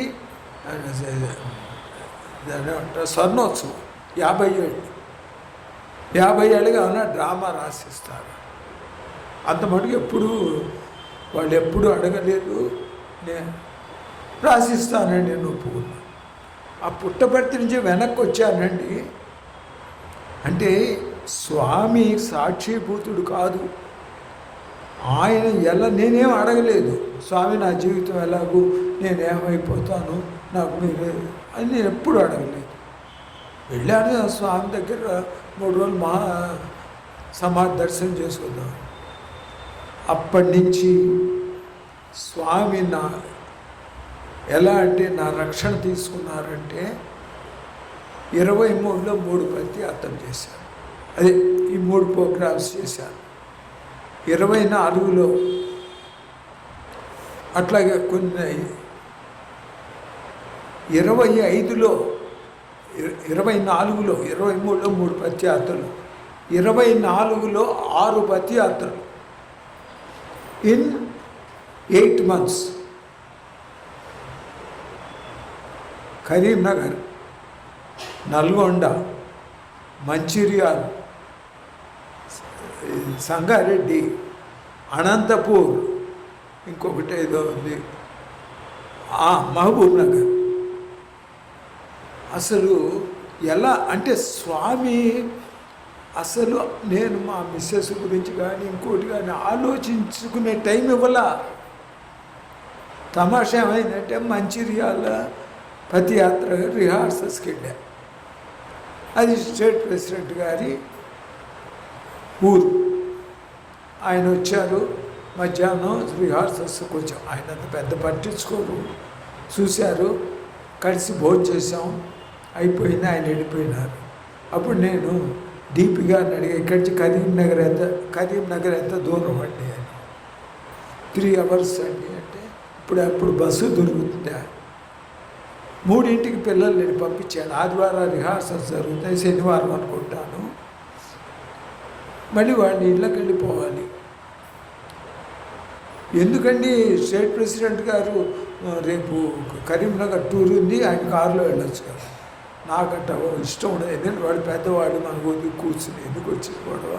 కాదండి నేను వెళ్ళిపోతాను, వెళ్ళిపోతే రాత్రి రిహార్సల్స్ చేసుకోవచ్చు పిల్లలు, నేను వెళ్ళి దిగి వాళ్ళందరూ మోటివేట్ అయ్యేప్పుడు హాఫ్ డే వేస్ట్ అవుతుందని ఆ రాత్రి బస్సు ఎక్కి వెళ్ళిపోయి రిహార్సల్స్ చేశాను. పొద్దున్నే స్టేట్ ప్రెసిడెంట్ గారు వచ్చారు. వచ్చి సార్ రిహార్సల్స్ వస్తాను. రిహార్సల్ ఏంటి, ఎవరు చేయిస్తున్నాడు? చలంగారు ఎప్పుడు వచ్చాడు? నేను అక్కడ ఉన్నాడు కదా అంటే రాత్రి వచ్చాడా అని అంటే చెప్తున్నా. అంత బిజీగా ఉండేవాడిని. ఎక్కడ నల్గొండ, ఎక్కడ మంచిర్యాలు, ఎక్కడ అనంతపూర్ అంతా పెట్టారు. లాస్ట్ ఇయర్ 3 పత్తి. ఒకటి సంగారెడ్డి, అయితే ఆల్ ఇండియా రేడియో వాళ్ళు నిలయ విద్వాంసులు అంటారే, ఆ సంగారెడ్డి వాళ్ళకి పాపం నేనే పర్మనెంట్గా చేస్తూ ఉంటాను. తర్వాత బాల వికాస్ పతియాత్ర చేశాను. అది తమాషా మొత్తం రెస్పాన్సిబిలిటీ పాపం గంగ గారు అలా నిలబడి సహాయం. అట్లా 3 పత్యాలు. నిజామాబాద్ 3 పత్యాత్రలు చేసాం. ఇప్పుడు నెక్స్ట్ సెప్టెంబర్లో సంగారెడ్డి వాడిది మళ్ళీ పత్యాత్ర. ఎందుకు చెబుతున్నానంటే స్వామి మనని డిప్రెషన్లోని పోనీయకుండా, ఇప్పుడు ఇన్ని కబుర్లు చెబుతాం, ఏమి యాక్టివిటీ లేదనుకోండి, డిప్రెషన్లో పోమా, ఆవిడ కార్యాలు వండి పెట్టేది, బూరెలు వండి పెట్టేది, పకోడీలు వేసి ఇచ్చేది, ఏదో ఒకటి పోతుంది మనస్సు, ఏదో స్మృతులు. అలా కాకుండా ఫుల్ బిజీ. తమాషా ఏంటంటే మొన్న మా వాళ్ళు బాల వికాస్ స్టూడెంట్స్కి సమ్మర్ క్లాస్ రన్ చేశారు మణికొండ సమితిలో.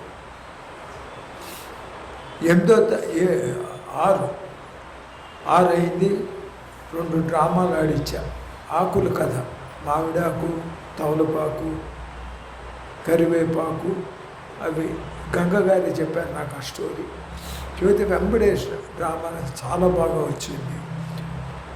డ్రామా ఆడి ఇంటికి వచ్చి బాగా స్ట్రెయిన్ అయింది, పడుకున్నా. ఫోన్ వచ్చింది. ఎవరండి అంటే సాయికృష్ణ అండి. చెప్పండి బాబు, ఏమంటే ఇట్లా సత్సంగం ఇది చెయ్యాలి, స్వామివారి కార్యక్రమం కదా, ఒప్పేసుకున్నాం, వచ్చాం. అట్లా స్వామి ఎలా బిజీగా కష్టపెడతారంటే చెప్తారు.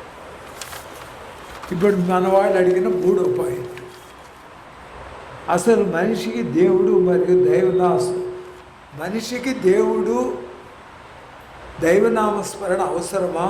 మంచిగా ఉంటే సరిపోదా? మంచికి కొలమానం ఏమిటండి? నాకు నేను మంచి అనుకోబట్టే కదా. దొంగడు దొంగతనం వృత్తిగా తీసుకుంటాడు, వాడు మంచి అనుకోబట్టే తీసుకుంటాడు. మర్డరర్ ఆయన ఏమైనా సరే లేపేయాలి అని వాడు మనసులో అనుకున్నప్పుడు వాడి మనసుకు వాడికి మంచే కదా. అయ్యో చంపితే తప్పు కదా, జీవహింస కదా అని కూడా వాడు మర్డర్ ఎట్లా చేయగలడు. మన రోడ్డు పోతుంటే చచ్చిందైనా సరే టక్కు టక్కు టక్కు కొడుతుంటాడు. మనకేమో కలుకు అది చచ్చిపోయిన మాంసమే, వాడు టక్కు టక్కు టక్కు కొడుతుంటాడు. మనకేమో కలుకు కొట్టు ఉంటుంది.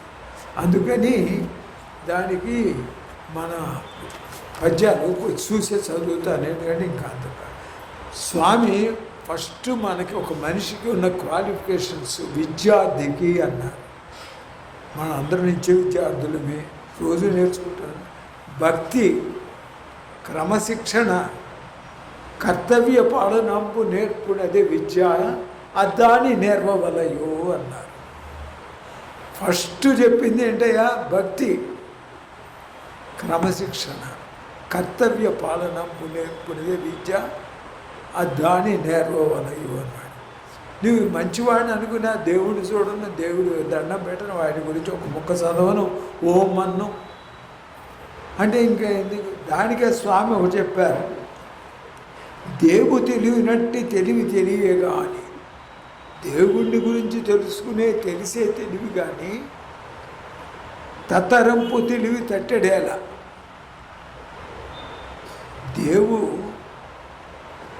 దేవు తెలివినట్టి తెలివే కానీ తత్తరంపు తెలివి తట్టడేల. ఎన్నో ఉంటాయి, బ్రహ్మాండమైన కబుర్లు చెప్తారు, వ్యాసాలు రాస్తాడు. దేవుడు అంటే మాత్రం ఏం లేదు. దేవు తెలియగలేని తెలివేమీ తెలియ ఉత్తర పోషణంబు పిచ్చి తెలివి. అందుకని మనిషికి సార్థకత ఏంటంటే దేవుడు. తర్వాత మనం రోజు చెప్పుకునే విషయాలే. అసలు దేవుడికి తెలుసుకోగల శక్తి ఈ మొత్తం భూప్రపంచంలో ఉన్న అన్ని జీవరాశుల్లో ఒక్క మానవుడికే ఇచ్చాడు భగవంతుడు.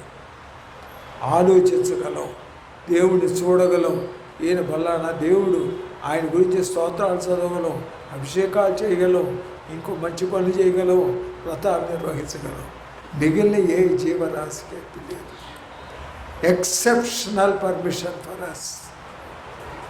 ఆ ఉన్నది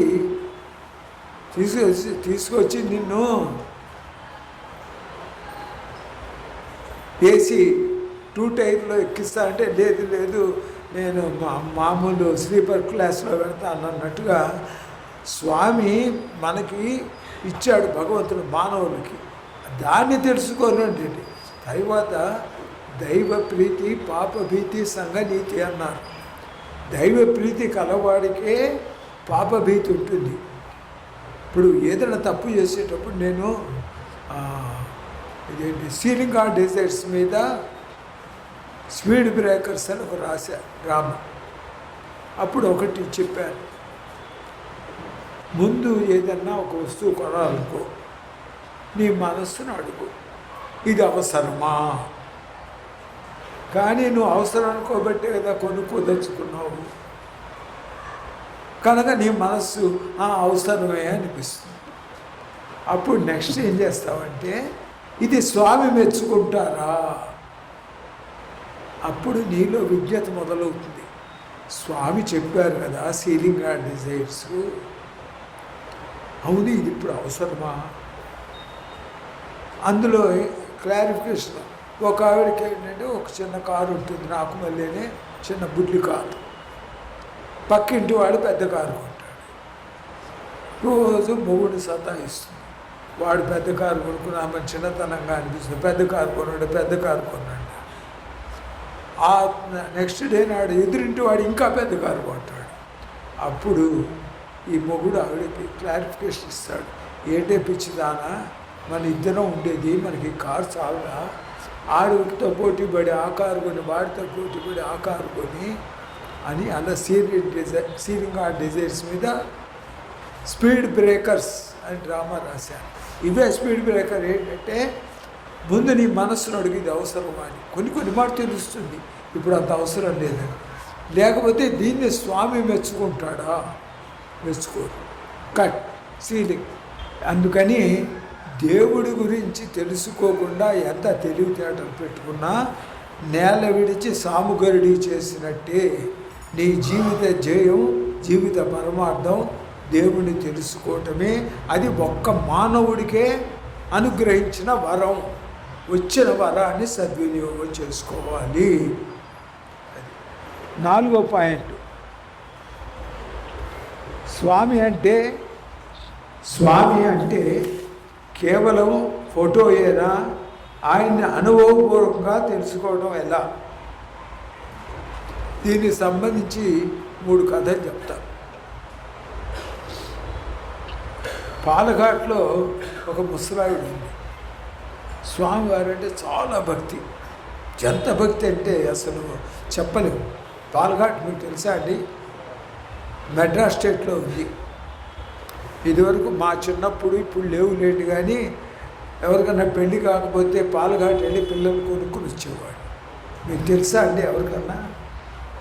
మా ఊళ్ళో ఒక ఆయన బొల్లు ఉంది. ఆ బొల్లి ఆయనకి ఎవరు పిల్లని వల్ల నువ్వు ఇచ్చేది ఏంటని చెప్పి ఆయన పాలఘాట్ వెళ్ళి తెచ్చుకున్నాడు. అది ఏం చేసిందంటే వాడు గాఢ నిద్రలో ఉన్నప్పుడు మొహాన్ని మసిపూసి ఫోటో తీసేది ఇచ్చి వెళ్ళిపోయి. అలాంటి పాలఘాట్ ఊరికే సైడ్గా చెప్తున్నా. పాలఘాట్ అంటే మీకు తెలియాలని. అప్పట్లో చాలా ఫేమస్. పెళ్ళి కాకపోతే పోరా, నేను పోయి పాలఘాట్ పిల్లలు తెచ్చుకుంటాను అనేవాడు. ఊరికే చాలా సంతోషం అయిపోయింది. ఆ దండలు ఊగటం కూడా ఎలా ఊగుతాయంటే, ఆ దండలు మనం పాట పాడుతుంటే స్లో మోషన్గా ఊగుతాయి.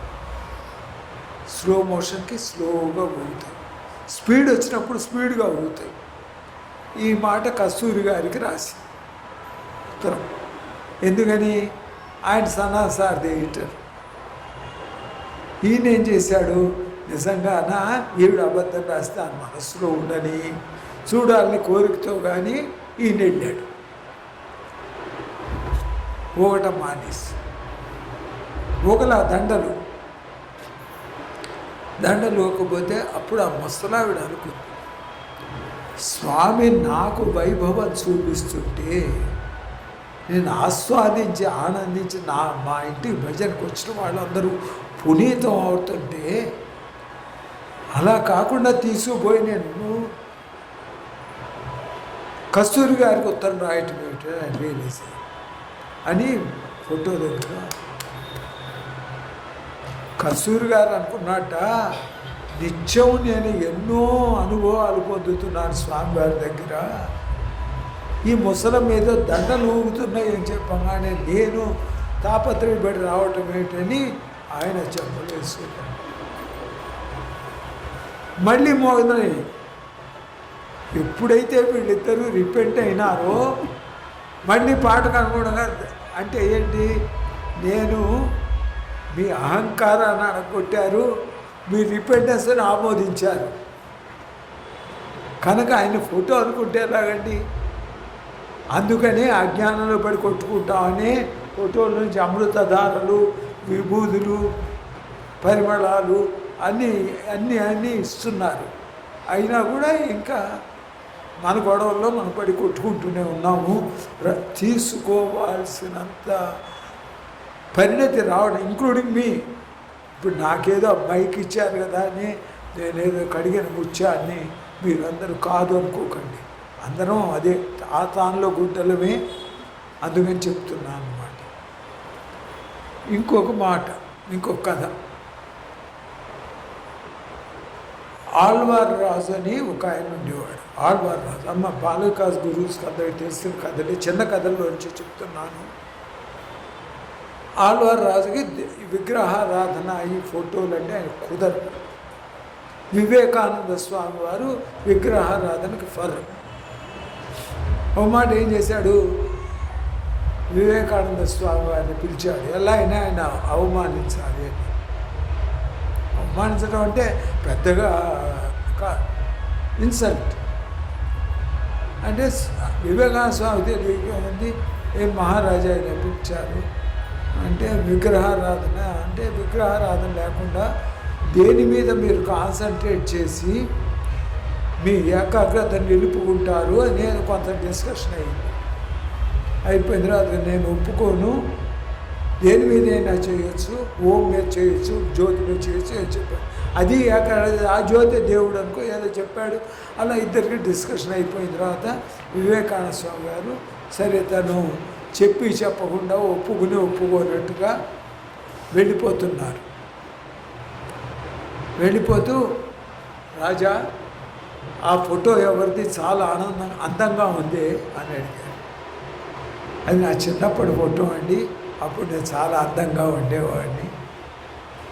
అంటే ఒక మాట దగ్గర నుంచి చూడాలని కోరికగా ఉంది. అంటే ఇద్దరు భట్లు వచ్చారు, ఆ ఫోటో దించండి రా. దించారు, దించి తీసుకొచ్చారు. భట్లారా ఆ ఫోటో మీద ఉమ్మేయండి అన్నాడు వివేకానంద స్వామి. ఏమనుకుంటున్నావయ్యా, ఫోటో మీద ఉమ్మేయమంటావా అని ఉగ్రుడైనాడు.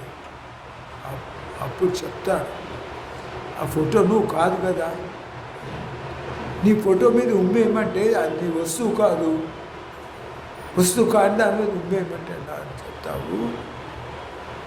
కనుక ఆ దైవభావం, ఆ ప్రీతి, పెద్దవాళ్ళు ఉన్నారు, తల్లిదండ్రులు దండం పెడతాం, దేవుడికి దండం పెడతాం, వాళ్ళు ఉన్నారు అనే భావంతో ఉండాలి. దాని గురించే దైవారాధన, విగ్రహారాధన.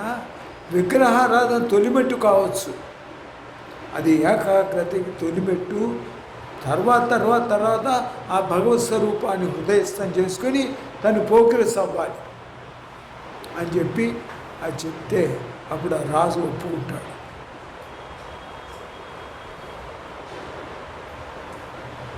స్వామి ఒక మాట విగ్రహాల గురించి ఒక కథ చెప్పారు. ఒక ఆయనకి కూతురు, నేను డ్రామా రాసే విగ్రహాలని, కూతురు పెళ్ళి అవ్వదు. ఆయనకి ఏంటంటే ఏమైనా సరే రిటైర్ అయిపోతున్నాము, పెళ్లి చేసేయాలని ఒక స్వామి చెప్పిన కథేనండి. ముందు ఏదో విష్ణుమూర్తి ఫోటో తీసుకొస్తాడు, రాముల వారి ఫోటో తీసుకొస్తాడు, తీసుకొచ్చి పెడతాడు, పూజ చేస్తాడు, రామన్ భజ రఘురామన్ భజ పాడతాడు, ఏమి రిజల్ట్ రాదు, తీసి వెనక్కి పెట్టేస్తాడు, బెంచ్ ఎక్కిస్తాడు, మళ్ళీ ఇంకో ఫోటో పెడతాడు, అవదు, ఇంకో ఫోటో పెడతాడు, 3 ఫోటోలు బెంచ్ ఎక్కిస్తాడు, 4వ ఫోటో అమ్మవారి ఫోటో పెడతాడు, భజన చేస్తాడు. పెళ్ళి నచ్చింది పిల్లను ఉత్తరం వస్తే అప్పుడు వెంబడి ఆయన ఏం చేస్తాడంటే ఆ అమ్మవారికి హారతి ఇస్తూ అగరబత్తులు వెలిగిస్తాడు. ఈ అగరబత్తుల పొగ ఆ ఫోటోలకు వెళ్ళింది. మీకు అర్హత లేదు అని మీరు అందరూ చదివే ఉంటారండి. విగ్రహాలని వాటికి మూతి కట్టేస్తాడు, ఆ వాసన కూడా పేర్లోకుండా. అప్పుడు 3 ప్రత్యక్ష అవుతారు. శివుడు పెడితే శివుడు, ఎవరు పెడితే ఏ ఫోటో వాడు. అప్పుడు అడుగుతాడు ఈ ఇంటి యజమాని దేవుళ్ళని, నేను ఇందాక నుంచి మిమ్మల్ని రామం భజ అని శివ శివ శివ అని భజనలు చేస్తే మీరు అంతసేపు మాట్లాడకుండా ఇప్పుడు ఎందుకయ్యా లేచి వచ్చారు మీ మూతులు బిగించగానే అంటే, అప్పటిదాకా నువ్వు మమ్మల్ని శిలారూపాలుగానే భావించావు, ఎప్పుడైతే నువ్వు మా మూతులకి పొగ పీల్చకుండా సాంబ్రాణి పొగ పీల్చకుండా కట్టావో నీలో జీవభావం మొదలైంది. ఆ జీవభావమే ఇక్కడికి చేర్చింది. అందుకని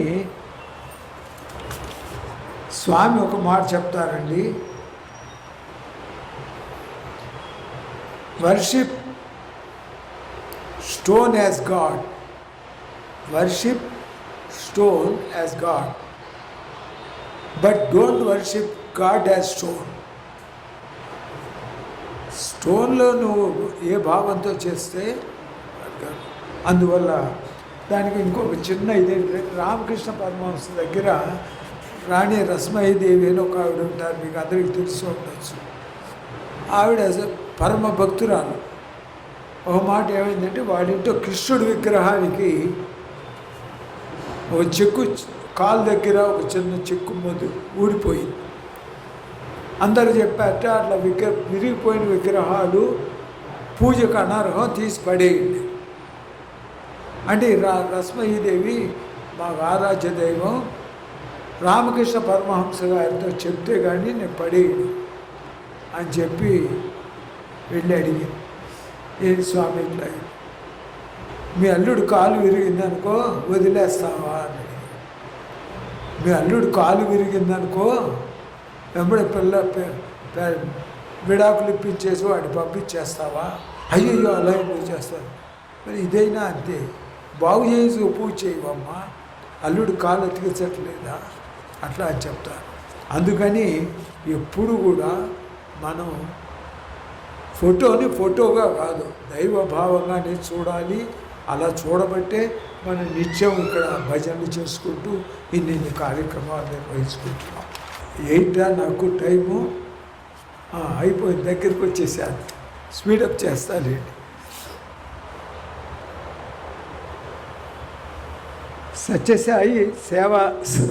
సత్యసాయి సేవా సంస్థల్లో మన స్వామి సూచించిన మార్గంలో పయనించకుంటే ఏమవుతుంది క్విక్గా అని చెప్పేస్తానండి. కాదండి, ఒక దేశానికి ఒక రాజ్యాంగం ఉంటుంది. ఆ రాజ్యాంగాన్ని ఉల్లంఘిస్తే అరెస్ట్ చేస్తారు. నువ్వు చేసే తప్పును బట్టి నీకు క్రైమ్ పనిష్మెంట్ ఉంటుంది. కుటుంబంకి ఒక ప్రిన్సిపల్స్ ఉంటాయి. బయటికి వెళ్ళి వస్తే కాళ్ళు కడుక్కోకపోతే ఏమవుతుంది? ఇన్ఫెక్షన్ వస్తుంది.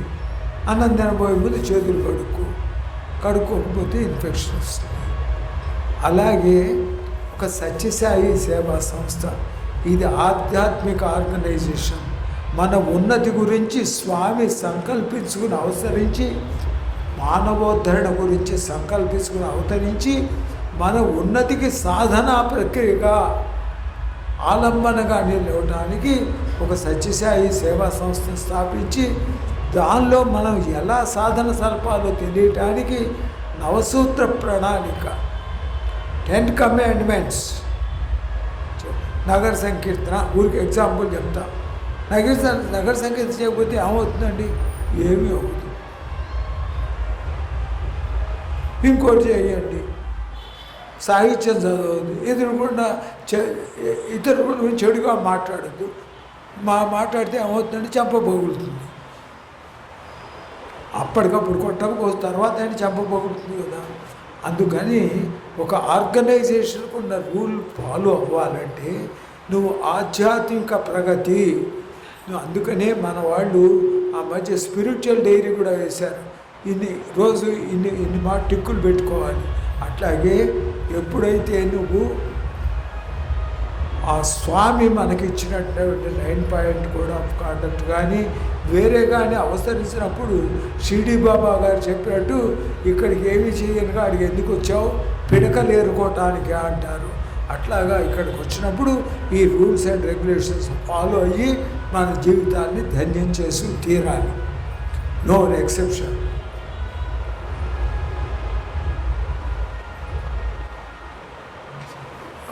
ఈ చిన్న ఎగ్జాంపుల్ చెప్పేసి, తొలి రోజుల్లో స్వామివారు ఇది సేవలకి ఆయనే బ్యాడ్జీలు ఇచ్చేవాళ్ళు, నువ్వు రా అని. అయితే ఒక మాట ఎవరో నాలాంటి వాడు వెళ్ళాడు, స్వామి నేను సేవ చేసుకుంటాను అని భాస్కర్ రావు గారు లాంటి వాడు పిలిచి ఈయన సేవ ఇవ్వవయ్యా అన్నారు. ఆయన సేవ ఇచ్చాడు. 2 రోజులు 3 రోజులు అయిపోయింది. స్వామి మళ్ళీ భాస్కర్ రావు పిలిచి ఆయన ఎట్ట చేస్తున్నాడు, ఆ చలం సేవ సరిగ్గా చేసుకున్నాడు. లేదు సార్ ఒక్కరోజు చేసి వెళ్ళిపోయినాడు. అయ్యో పోయి పాప సేవ చేసుకుంటే 3 జన్మల పాపాలని హరింపజేద్దాం కదా అనుకున్నాను, పాపం వదిలేసి వెళ్ళిపోయాడు, వాడి కర్మ అన్నట్టు.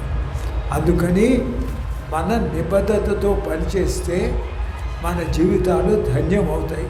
దాని గురించి పెట్టినవే ఈ 9 కోడ్ ఆఫ్ కాండక్ట్ కానీ లేకపోతే 10 కమాండ్మెంట్స్ కానీ.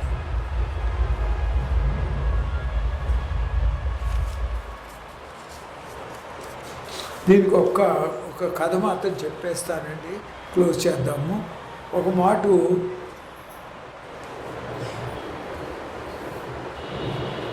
అర్జెంటీనా దేశంలో నుంచి స్వామివారి దగ్గర సాయి సెంటర్ వాడు స్వామి దగ్గరికి వచ్చారు.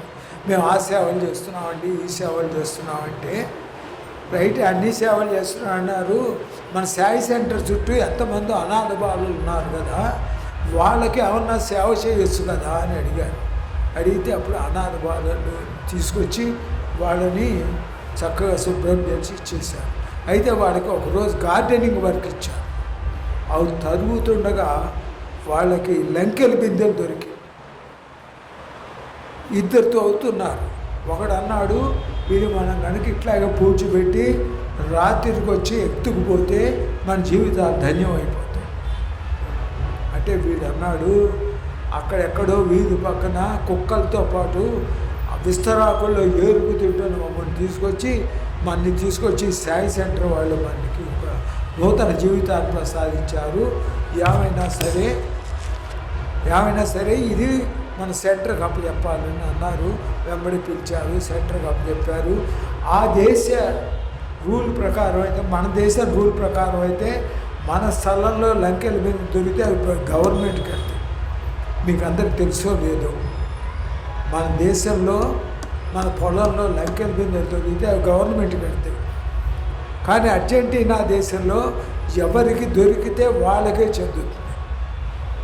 అయితే ఆ లంకెల బిందెలు తీసుకుని ఆ పిల్లాడు రౌండీస్, అతని పేరు రౌండీస్, ఆ పిల్లాడు తీసుకుని స్వామి దగ్గరికి వస్తాడు.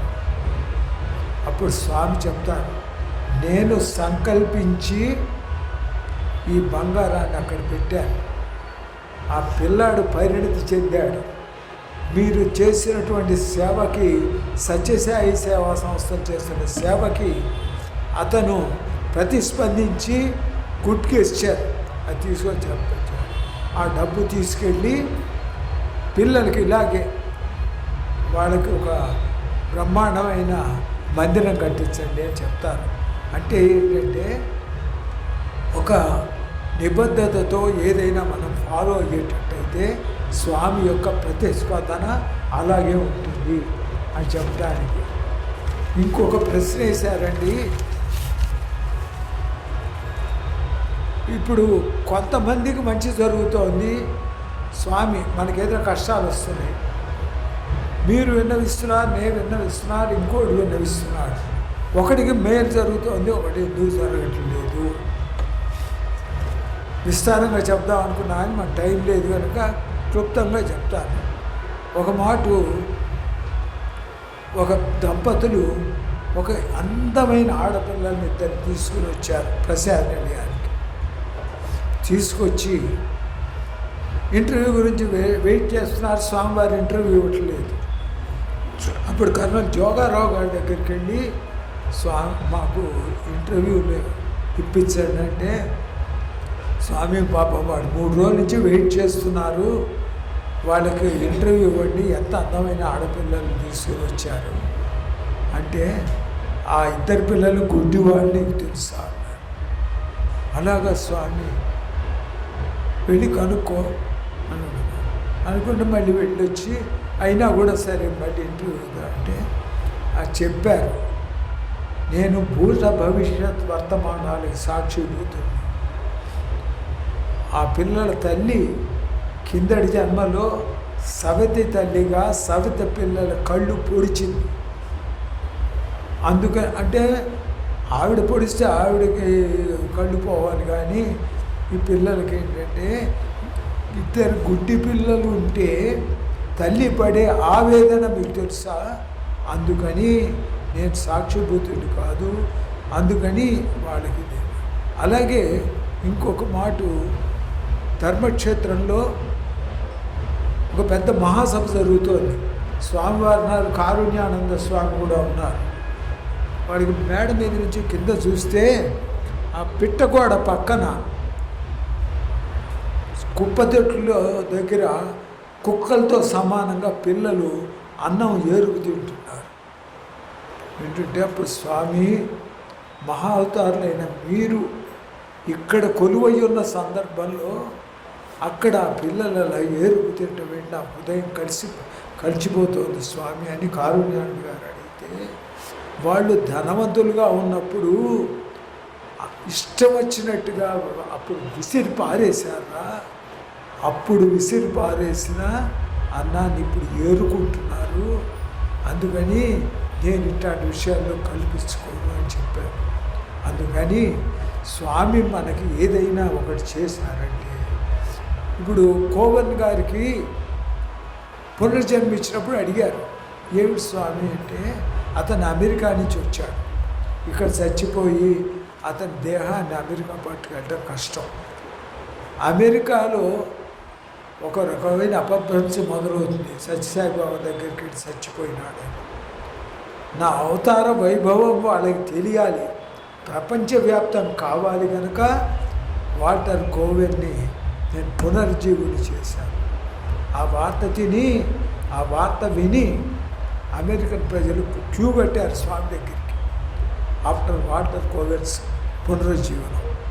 అలాగే రాధాకృష్ణయ్య గారిని పునరుజ్జీవనం చేసినప్పుడు అడిగారు, అతను నాకు జన్మ నుంచి భక్తుడు, వీలునామా రాయలేదు, ఉమ్మడి కుటుంబం, వాడు కనుక ఇప్పుడు చచ్చిపోతే వాడి కుటుంబం బస్టు పట్టిపోతుంది, అందుకని వాడికి ఎక్స్టెన్షన్ ఇచ్చారని చెప్పారు.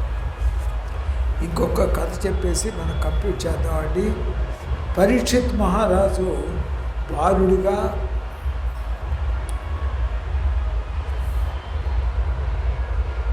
ఉత్తర గర్భంలో పరీక్షిత్ మహారాజు ఉన్నప్పుడు అశ్వత్థామ ఒక భయంకరమైనటువంటి అస్త్రాన్ని సంధించి ఆ శిశువుని చంపాలనుకుంటాడు. శ్రీకృష్ణుడు సుదర్శన చక్రాన్ని అడ్డు వేసి ఆ బాలుని రక్షిస్తాడు. ఆ బాలుడే పరీక్షిత్ మహారాజు. అట్లాంటిదే ఒక సంఘటన వెస్ట్ బెంగాల్లో జరిగింది. ఒక పల్లెటూరు అండి, ఆ పల్లెటూరులో అందరూ బందిపోడు దొంగలు, అదే వాళ్ళ జీవన విధానం. ఆ ఊళ్ళో భీమసేన్ అని ఒక ఉపాధ్యాయుడు ఉన్నాడు. ఆయన మాత్రం చాలా నియమబద్ధంగా బెంగాల్లోకి అనువదించబడిన సత్యశివ సుందరం పుస్తకం చదివి ప్రభావితుడై స్వామి చెప్పినట్టు నా జీవన యానాన్ని నడపాలి అని క్రమబద్ధంగా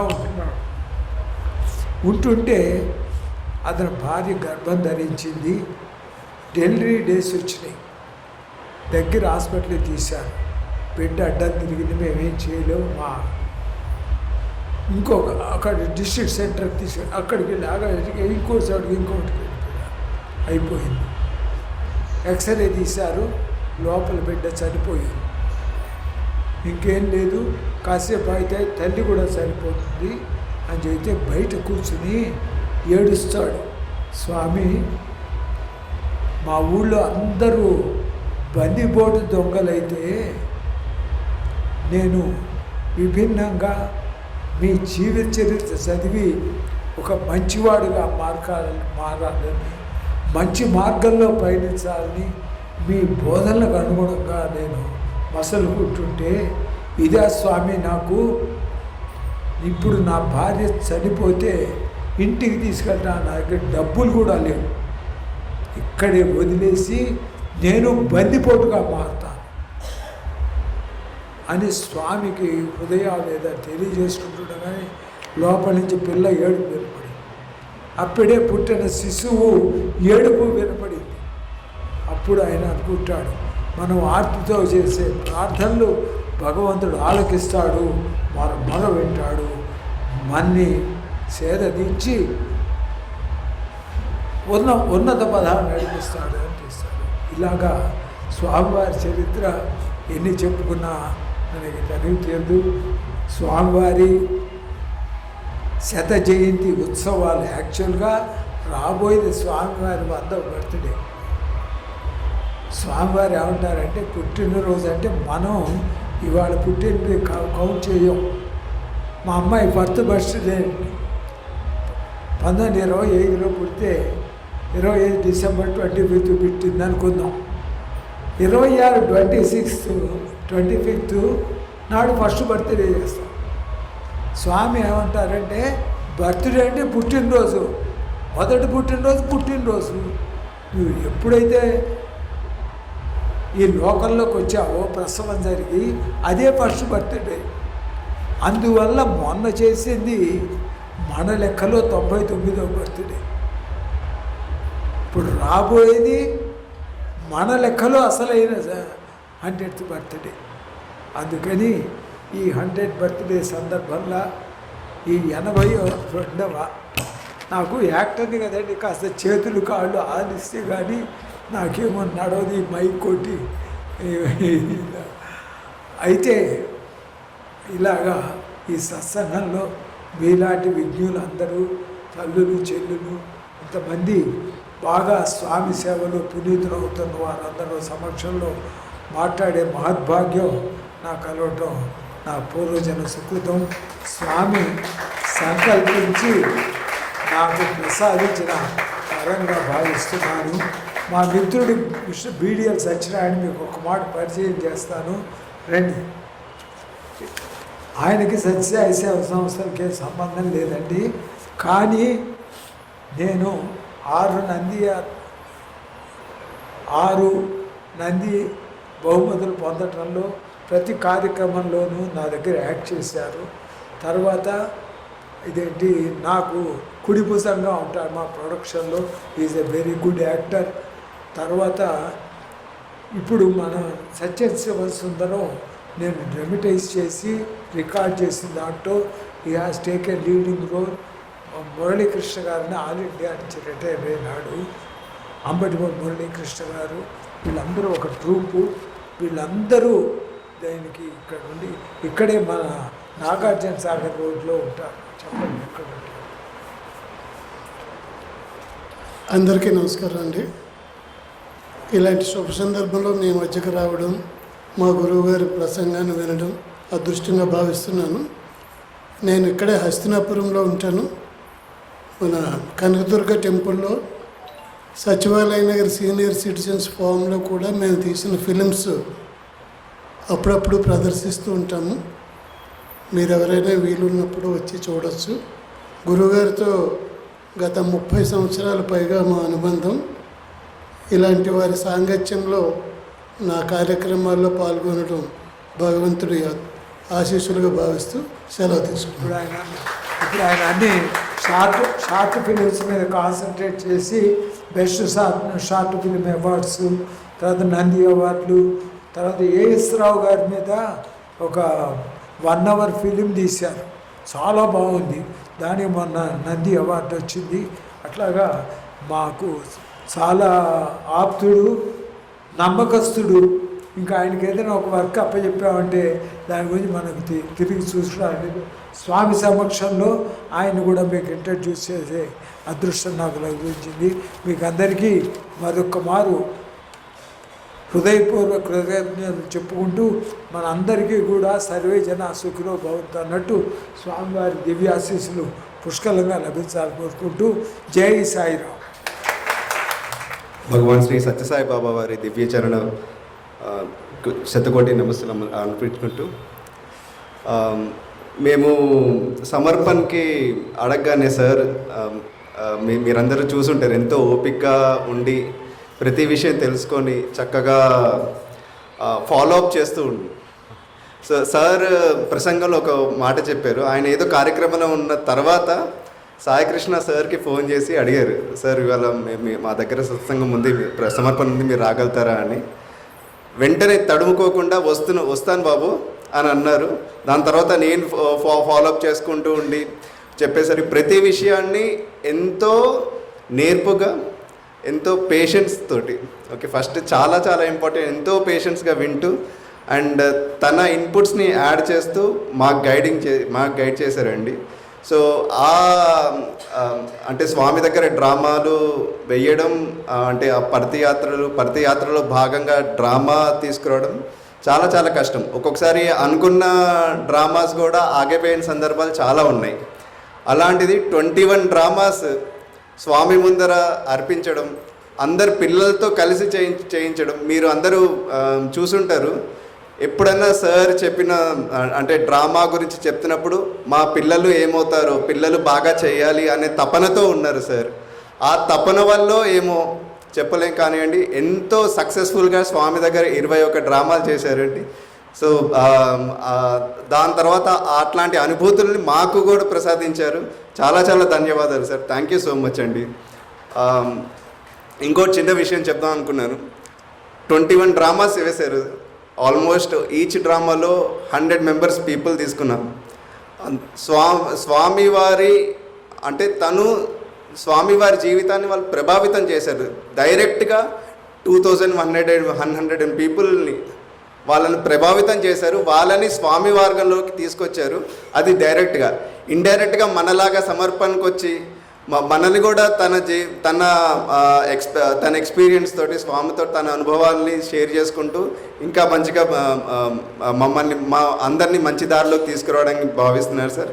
ఇలానే మీరు స్వామి సేవలో ఇంకా మంచిగా ఉండి తరించాలని చెప్పి కోరుకుంటూ మా దగ్గరికి వచ్చి మమ్మల్ని పిలవగానే మా దగ్గరికి వచ్చి మమ్మల్ని మీ అనుభూతులు షేర్ చేసుకున్నందుకు చాలా చాలా ధన్యవాదాలండి. థ్యాంక్ యూ సో మచ్ అండి.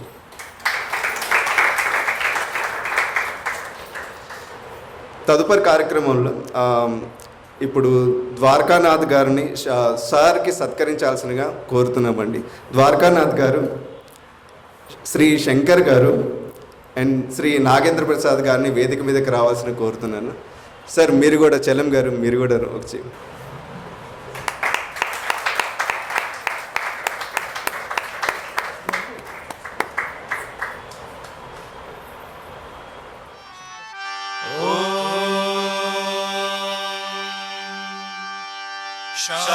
शांति शांति शांति